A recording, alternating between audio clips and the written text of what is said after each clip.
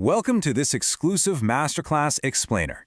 Listen, if you're gearing up to sit for the Cambridge AS and A-Level Accounting 9706 exams, you already know exactly what's on the line. The stakes are incredibly high. We are talking about strictly enforced academic benchmarks, rigorous time constraints that make every single second count, and a syllabus that demands absolutely nothing less than total precision.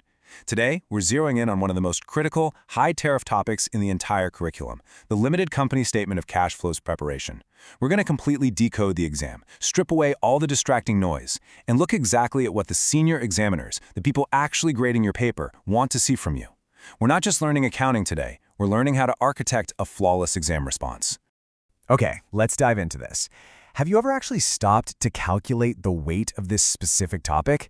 Did you know that this single area, the statement of cash flows, accounts for approximately 15% of your total marks in Paper 2? Yes, 15%. That's a massive, massive chunk of your final grade tied up in just one single area of financial accounting. Honestly, it's the literal difference between just getting a perfectly fine grade and breaking into that elite top-tier band. You simply cannot afford to leave these marks on the table. And the good news? By the end of our time together today, you won't have to. We are going to lock this down completely. Here is our exact blueprint for today. First, the examiner's lens. Second, the procedural framework. Third, the method mark strategy. Fourth, top 3 examiner warnings. And finally, evaluation and critical analysis. Let's jump right into Section 1, the examiner's lens, decoding the assessment. Look, to truly beat this exam, you have to start thinking exactly like the person who's grading it.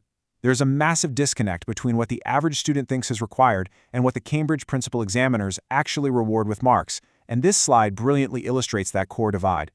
On the left, we have the average candidate's approach, which is all about superficial breadth. Think of a student, let's call him Alex, who is highly technical, excels at formulas, but just memorizes standard formats and hopes for a basic, predictable question.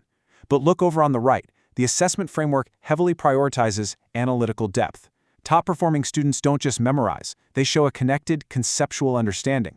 The syllabus explicitly emphasizes that this deeper understanding is what transfers to unfamiliar, complex contexts.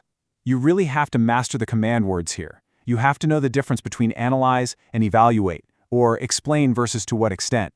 If you're just relying on rote memorization, you are missing the fundamental principles of evidence-based reasoning, and examiners will spot that immediately. Which brings us to a major stumbling block, and a question that senior examiners consistently bring up in their reports. Why do students find evaluating evidence and drawing conclusions so incredibly hard? Well, it's because true evaluation requires you to step way outside the safety of basic arithmetic. It demands logical, structured reasoning. When you're handed a complex set of financial adjustments, you can't just blindly plug numbers into a calculator. You actually have to interpret relationships. You have to understand exactly how one single financial decision, like revaluing an asset or issuing new shares, ripples through and impacts the entire cash position of the limited company. It's a totally different cognitive muscle, and it's the one that unlocks the highest marks. Moving on to Section 2, the procedural framework. This is your step-by-step playbook. Complex cash flow problems can feel incredibly overwhelming, especially when you're under the ticking clock of an exam. The only way to execute flawlessly without panicking is by relying on a strict, systematic methodology. The Cambridge academic benchmarks practically require the standardized 5-step sequence for systematic processing. First, identify key elements. You need to quickly and accurately extract the critical data from the stimulus texts and tables. Second, apply relevant principles. For example, if you spot a cash flow adjustment for depreciation, you must instantly apply the principle that it's a non-cash expense and proactively add it back to your operating profit. Third, execute analysis with clear working. Break the problem down piece by piece. Fourth, verify your results. Do a quick gut check for reasonableness. And fifth, present in the appropriate format.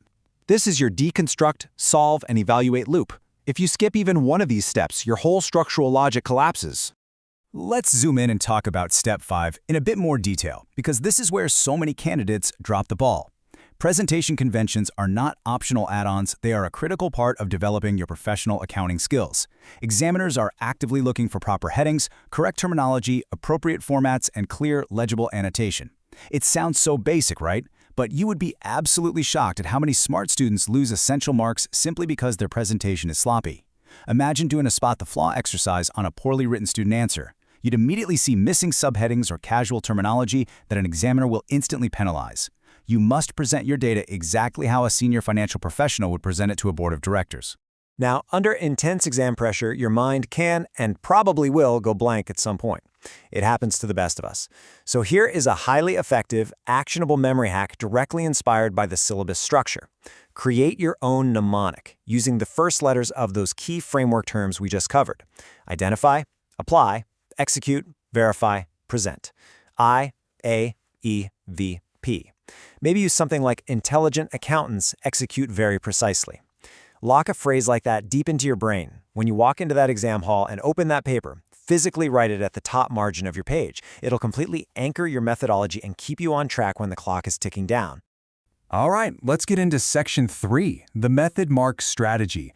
This is quite literally your exam lifeline. Before we tackle the hardest part of these problems, I need you to pause and really pay attention, because this is the most critical, tactical advice of this entire explainer. Oh, and real quick, if you're serious about crushing your Cambridge exams, make sure you hit that subscribe button for Ace the Exams IGCSE O and A levels at acetheexam_IGCE. And turn on the notification bell so you never miss a weekly strategy breakdown just like this one. Okay, back to the strategy. This quote on the screen is a direct, urgent alert straight from the examiner reports. Students lose marks by not showing working. Even if your final answer is wrong, method marks can save you. Cambridge heavily awards marks for your process. If you break a complex calculation down into logical steps and use clear notation, the examiner can actually follow your logic. Let's say you make a tiny, silly arithmetic error in step 2, but your logic in steps 3, 4, and 5 is absolutely perfect based on that initial wrong figure. Method marks will literally save your grade. Never, ever just write down a final number without showing the journey of how you got there. Now for Section 4, Top 3 Examiner Warnings. Let's talk about avoiding the traps. We have meticulously scoured the Cambridge Principal Examiner reports to find the exact traps that they set and its students fall into year after year. These are the top 3 ways candidates just bleed easy marks. Trap number 1, formatting is omitted entirely. Students rush, they panic about time, and they totally forget the standard, required layout of the cash flow statement.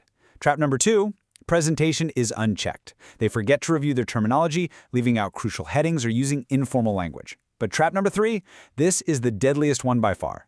Contextual specifics are missing. When a question asks you to provide a recommendation or analyze a specific limited company, students constantly give generic, memorized textbook answers instead of actually interpreting the specific stimulus materials provided in the exam prompt. You absolutely must tie your answer back to the specific context of the company given in the question. Finally, Section 5, Evaluation and Critical Analysis. This is how we unlock those top bands. Listen, if you avoid all those previous traps we just discussed, you're already in a great position. But to truly dominate the 9706 paper, we have to transition from basic problem solving to hitting those higher-order assessment objectives. The framework for this demands a very clear, deliberate progression in your answers. Level 1 is descriptive. That's just stating the facts and repeating the given information. It's necessary, but it won't get you top marks. Level 2 is analytical. This is where you start interpreting the relationships between the numbers and comparing different financial approaches. But Level 3, the absolute peak, is evaluative. To get here, you have to synthesize all the data and make fully justified recommendations. It's about finding that perfect paragraph balance formula where you describe, analyze, and then heavily evaluate. So, what exactly does evaluative thinking mean to a Cambridge examiner? It means you don't just take the numbers at face value. You actively question the assumptions made in the financial data. It means you consider alternative interpretations and entirely different perspectives. Think of a student who is a really creative thinker, strong at building arguments, but maybe struggles with structural precision. That's the energy you need here, but contained within a strict structure. You don't just make a decision, you aggressively justify your decisions with hard, calculated evidence from your cash flow statements. And crucially, you identify the limitations of the data provided. You have to ask yourself, how might these limitations actually affect the reliability of my final conclusions? Demonstrating that level of critical awareness is exactly what proves to the examiner that you are a top-tier scholar. As we wrap up this masterclass, I want to leave you with a final provocative thought to really challenge your current study habits. Ask yourself honestly, when you sit down with a past paper, are you truly analyzing and evaluating the financial data, or are you just describing it? Transforming your mindset from a descriptive one to an evaluative one is the ultimate key to mastering the statement of cash flows. I highly encourage you to take the 5-step procedural framework, the method mark strategy, and that last 5 minutes review checklist mindset we covered today and apply them immediately to your next practice session. Crushing Cambridge exams requires consistent, relentless strategy. So before you go, hit that subscribe button for Ace the Exam's IGCSE, O, and A levels at acetheexam_IGCSE. Turn on the notification bell for more vital exam hacks, and drop a comment below telling me your target grade. Dive into those past papers, practice your critical analysis, justify every single decision, and I will see you in our next explainer.